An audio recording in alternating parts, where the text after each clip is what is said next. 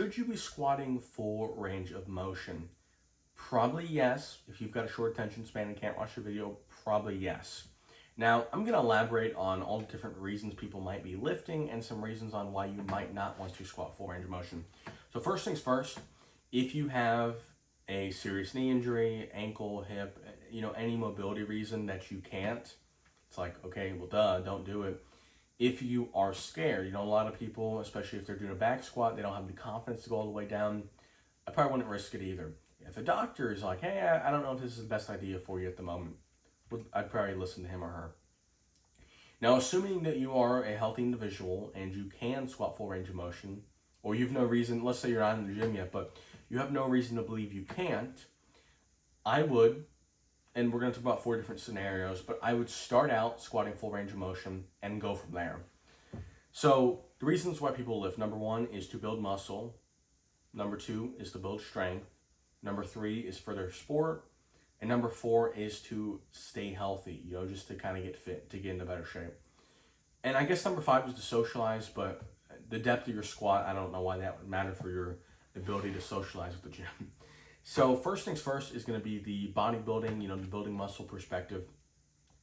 With the exception of the biceps and the forearms, your muscles are going to get a greater stimulus when you train them in the lengthened position.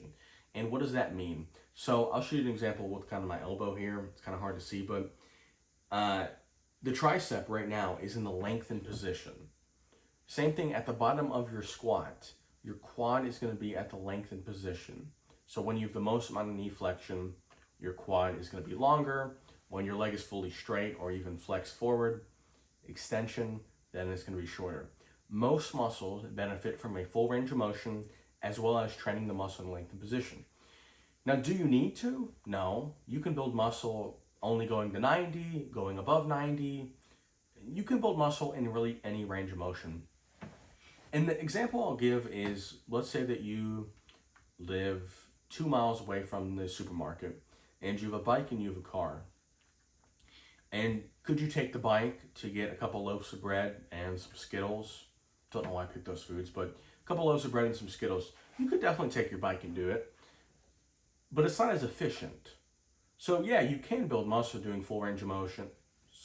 You can build it doing full range of motion, but you can build it doing half range of motion or even less than half, but it's not ideal. So from a bodybuilding perspective, if you're looking to build muscle, especially in your quads, I would train at a full range of motion, whether that's a barbell, whether that's a dumbbell, a kettlebell, any squatting motion, a leg press and a hack squat are both going to be doing the same thing.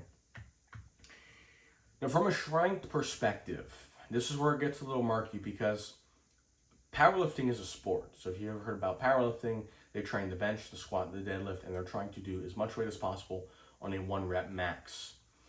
Now, those people have a set guideline for each lift on what they need to hit for the lift to count, for them to get 3 green lights and for them to hit their record. In that case, it doesn't make a lot of sense to be training at a different range of motion. All they have to do is to get their thigh parallel. So horizontal, not parallel, but horizontal. And in that case, it's like, you can, maybe you're more confident if you go lower and then on show day you go a little bit higher, but if your only goal is to get to a 90-degree knee angle on a squat, it's probably what I would train. Now, if you're just looking to build up general strength, then yeah, go all the way down. But if you're trying to get a 1 rep max for Instagram or something like that, or if you're going to actually be competing in powerlifting, I would just train whatever range of motion you're looking to actually do. Now, from a sport-specific perspective, it is going to somewhat vary sport to sport on what specific motor units are required, like what specific movements are required. What I would do for anyone who's looking to be an athlete is I would do a bunch of different squats. So I would do a full range of motion squat with your feet flat. I would do a full range of motion squat with 1 leg forward, which would be more split squat. I would do half reps. I would do quarter reps. I would do 2/3 reps. I would do just walkouts and hold the weight. I would do a bunch of different angles, foot angles, knee angles, etc., tempos. Because in your sport, regardless of the sport, you're never going to be just doing one of those. Like, you're going to be exploding from different foot angles, knee angles, etc., torso angles. So I would do a wide variety of things if you're looking to get better at sports. But one of those would be a full range of motion squat, so I would include it. Last thing on the list is going to be if you were just looking to kind of get in better shape. Let's say you're a full-grown adult, you're 30, 40 years old, and you are looking to just get into better shape. You're not looking to get super jacked, you're not looking to power lift, you're not looking to play any sports. This is the group that I would recommend full range of motion squats to the most, regardless of the weight you have to use, but I would 100% recommend it. It's going to improve your ankle, your knee, your hip, all the ligaments and tendons, as well as the muscles surrounding it, and it's just going to make you a little bit more indestructible. Look, if you're a 45-year-old male and you can squat your body weight full range of motion for 5 reps and it looks clean, you're going to be pretty much indestructible. Now, I'm not saying your knee can take a bullet or anything, but for the most part, if you can do that, you are going to be in the 95 plus percentile for knee, ankle, and hip strength, mobility, protection, etc. You can still get hurt, no doubt, but most injuries come from a weakness, slash inflexibility, but mostly a weakness. You hurt your back. Why did you hurt your back? Well, because my hamstrings were weak when I went to pick something up, and I had to get in a weird position, and my back wasn't that flexible, and I threw it out. So most injuries come from a weakness. Now,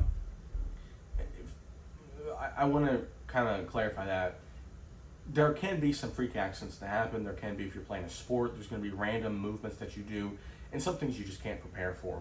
But for the most part in your day-to-day life, if you can squat full range of motion and it looks clean, you're going to be pretty strong.